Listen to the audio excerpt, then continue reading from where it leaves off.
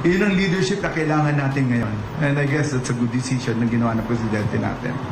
Sir, yung promotion po, General Torre, do you think it's a reward for the high-profile cases handled? Of course, the Kibuloy case and former President Rodrigo Duterte. Number one, no, ang sa akin lang talaga, lahat naman ng generals natin magagaling. Magaling si Nix, magaling. Maybe nakita niya na ito yung kailangan natin for this event. Hindi siya as a reward because capable naman yung tao talaga. Magaling si Nick, he can decide, he can do. So yun sasabi ko, partly, but mostly because of the leadership. Yun ang leadership na kailangan natin ngayon. And I guess that's a good decision na ginawa ng presidente natin. Do you think, sir, yung mga cases na yun may impact kung bakit siya napili?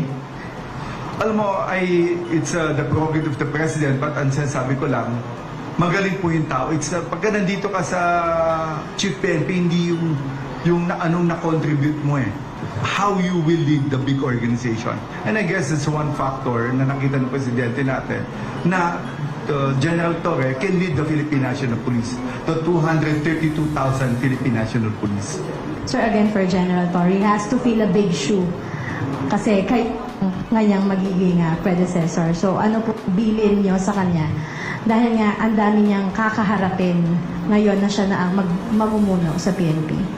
No, number one, no, with Nick Torre, no, ayun ang sinasabi ko.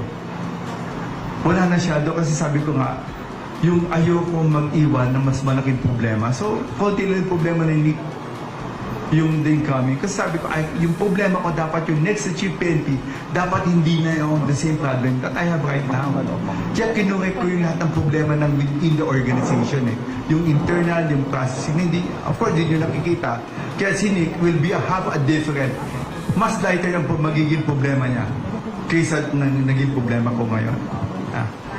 Believe me, mas madala. Mas ayos policies namin, mas ayos sistema namin, mas ayos namin how we handle yung mga tao may cases.